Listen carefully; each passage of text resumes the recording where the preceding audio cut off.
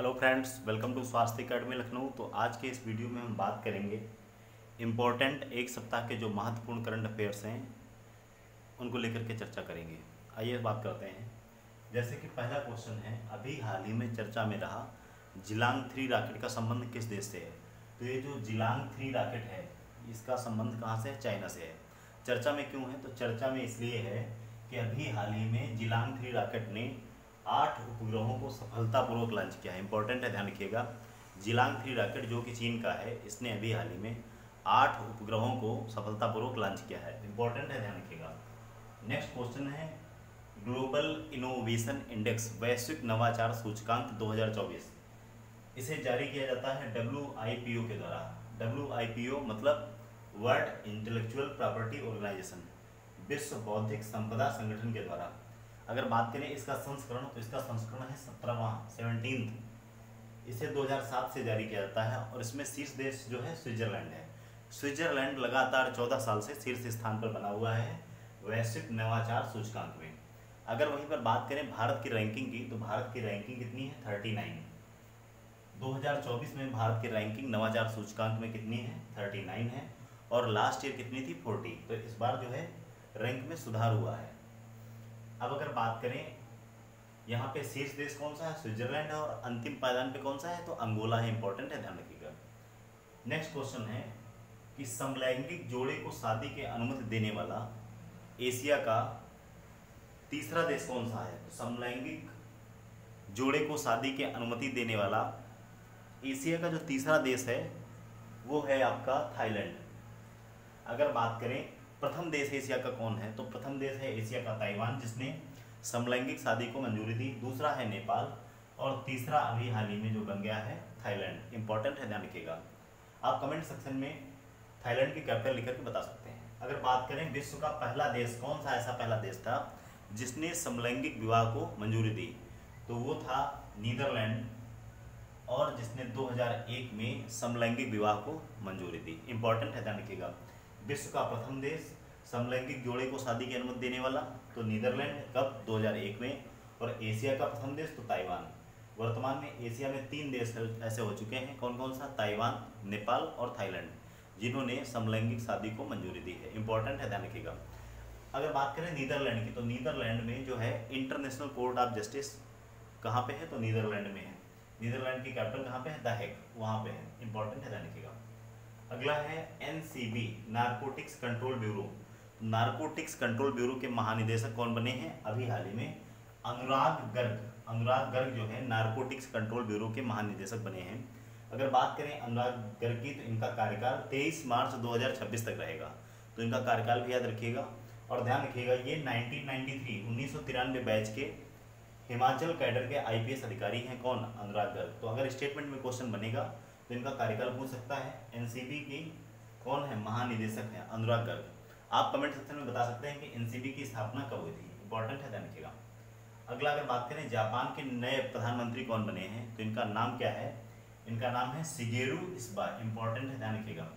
Japan के नए प्रधानमंत्री अभी कौन बने हैं? इनका नाम है शिगेरू इशिबा। और इनकी पार्टी का क्या नाम है? तो इनकी पार्टी का नाम है लिबरल डेमोक्रेटिक पार्टी। तो Shigeru Ishiba liberal democratic party से संबंध रखते हैं और कहाँ के प्रधानमंत्री बने हैं? जापान के बने हैं। जापान की कैपिटल टोक्यो है। और कमेंट सेक्शन में बताइएगा किस आइलैंड पर स्थित है। अगर बात करें शिगेरू इशिबा, ये जो नए प्रधानमंत्री बने हैं जापान के, इन्होंने किसे रिप्लेस किया है? तो इन्होंने रिप्लेस किया है फूमियो किशिदो को। इंपॉर्टेंट है। तो किसे रिप्लेस किया? फूमियो किशिदो को। यानी शिगेरू इशिबा के पहले प्रधानमंत्री कौन थे? फूमियो किशिदो। जापान की अगर बात करें कि सबसे लंबे समय तक रहने वाले प्रधानमंत्री, तो उनका नाम था शिंजो आबे, जिनकी जापान के नोरू में गोली मारकर हत्या कर दी गई थी। तो सबसे लंबे समय तक जापान के कौन प्रधानमंत्री रहे? Shinzo Abe. वर्तमान में कौन हो गए हैं? Shigeru Ishiba. किसको रिप्लेस किया है? फूमियो किशिदो को। सारी चीज़ें ध्यान रखिएगा। अब अगर बात करें किस राज्य की कैबिनेट ने वेस्टर्न घाट यानी पश्चिमी घाट की सुरक्षा के लिए कस्तूरी रंगन पैनल जो बना था उसकी सिफारिशों को मानने से मना कर दिया, यानी सिफारिशों को खारिज कर दिया है। तो ये राज्य है, इसका नाम है कर्नाटक। इंपॉर्टेंट है, ध्यान रखिएगा। इंपॉर्टेंट क्वेश्चन है, किस राज्य की कैबिनेट ने पश्चिमी घाट की सुरक्षा के लिए कस्तूरी रंगन पैनल की सिफारिशों को खारिज कर दिया है? तो कर्नाटक राज्य की जो कैबिनेट है उसने जो है कस्तूरी रंगन पैनल की सिफारिशों को खारिज कर दिया है। किस लिए? क्योंकि वेस्टर्न घाट की सुरक्षा के लिए। इंपॉर्टेंट क्वेश्चन है, 3 स्टार लगा सकते हैं इसको। अब अगर बात करें इंटरनेशनल पीस डे यानी अंतर्राष्ट्रीय शांति दिवस, ये कब मनाया जाता है? तो ये मनाया जाता है 21 सितंबर 2024 को। 21 सितंबर 2024 को मनाते हैं अंतर्राष्ट्रीय शांति दिवस। इस बार इसका विषय क्या है? तो इसका विषय है शांति की संस्कृति विकसित करना है। शांति की संस्कृति विकसित करना है। अंतर्राष्ट्रीय शांति दिवस 2024 की विषय क्या है? शांति की संस्कृति विकसित करना है। इंपॉर्टेंट है, ध्यान रखिएगा। अब अगर बात करें Asia power index, most important, इसमें आप 3 स्टार लगा सकते हैं। ये सूचकांक पूछा जाता है। एशिया पावर इंडेक्स का मतलब ये है कि एशिया कॉन्टिनेंट में ऐसे कौन से देश हैं जिनका डोमिनेंस बहुत ज़्यादा है। अगर बात करें तो उसमें सबसे नंबर 1 पर आता है यूएसए, उसके बाद आता है चीन और नंबर 3 पे आता है हमारा Bharat. Bharat Asia power index में 3rd रैंक पे है और भारत ने किसको बीट कर दिया है?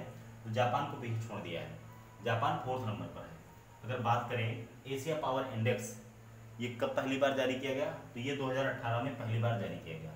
अब अगर बात करें इसको जारी करता कौन है, तो एक ऑस्ट्रेलियन बेस्ड थिंक टैंक है लोवी इंस्टीट्यूट। लोवी इंस्टीट्यूट के द्वारा एशिया पावर इंडेक्स 2024 को जारी किया गया है, जहां पर शीर्ष स्थान पर यूएसए है, नंबर 2 पे चीन है और नंबर 3 अपना भारत है, नंबर 4 पे जापान है। इसके पहले जापान 3rd रैंक पर था और भारत 4th पे था। इस बार भारत ने जापान को पीछे छोड़ दिया है। इंपॉर्टेंट है, ध्यान रखिएगा। अगर बात करें तो इसमें एशिया पावर इंडेक्स में 27 देशों और क्षेत्रों को शामिल किया गया है। इसे भी आप याद रख सकते हैं। एशिया पावर इंडेक्स में 27 कंट्रीज और रीजन्स को शामिल किया गया है। तो ये महत्वपूर्ण एक सप्ताह के क्वेश्चन हैं जो आने वाले किसी न किसी एग्जाम में टपकेंगे जरूर। आप इसको एक बार रिवाइज कर सकते हैं। अगर बात करें, पहला क्वेश्चन है जिलांग 3 रॉकेट का संबंध चाइना से है। अगला अगर बात करें वैश्विक नवाचार सूचकांक WIPO के द्वारा जारी किया जाता है और WIPO की स्थापना कब हुई थी? 1967। इंपॉर्टेंट है, ध्यान रखिएगा। संस्करण इस बार का इसका 17वां है, 2007 से जारी किया जाता है। शीर्ष देश कौन सा है? तो स्विट्जरलैंड है, लगातार 14 साल से। अंतिम पायदान पे अंगोला है। अगर बात करें समलैंगिक जोड़े की शादी की अनुमति देने वाला एशिया का तीसरा देश तो थाईलैंड है, पहला है ताइवान, दूसरा है नेपाल। अगर विश्व का प्रथम देश बात करें समलैंगिक शादी को मान्यता देने वाला, तो वो हो जाएगा नीदरलैंड। इंपॉर्टेंट क्वेश्चन है, ध्यान रखिएगा। NCB नारकोटिक्स कंट्रोल ब्यूरो के महानिदेशक अनुराग गर्ग बने हुए हैं। जापान के नए प्रधानमंत्री शिगेरू इशिबा हैं, किसको रिप्लेस किया है? तो फूमियो किशिदा को। शिगेरू इशिबा जो जापान के नए प्रधानमंत्री, इनकी पार्टी लिबरल डेमोक्रेटिक पार्टी है। इंपॉर्टेंट है, ध्यान रखिएगा।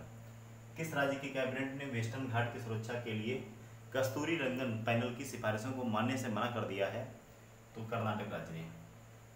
अंतर्राष्ट्रीय शांति दिवस 21 सितंबर, विषय शांति की संस्कृति को विकसित करना है। Asia power index Loewi institute के द्वारा जारी किया जाता है, जो कि ऑस्ट्रेलियन बेस्ड थिंक टैंक है। इसमें भारत 3रे रैंक पे है, नंबर 1 पे यूएसए, नंबर 2 पे चाइना है और ये 2018 में पहली बार इसको प्रकाशित किया गया। इंपॉर्टेंट है, ध्यान रखिएगा। तो जितने भी क्वेश्चन हैं, वैसे तो क्वेश्चंस बहुत सारे होते हैं, सुर्खियाँ बहुत सारी होती हैं, लेकिन जो मोस्ट इंपॉर्टेंट क्वेश्चन है एक सप्ताह के, मैक्सिमम यहाँ पे 10 क्वेश्चन हैं, इन्हें आप नोट डाउन कर सकते हैं। यहाँ से आपको आने वाले एग्जाम में प्रश्न मिलते रहेंगे। Thank you very much.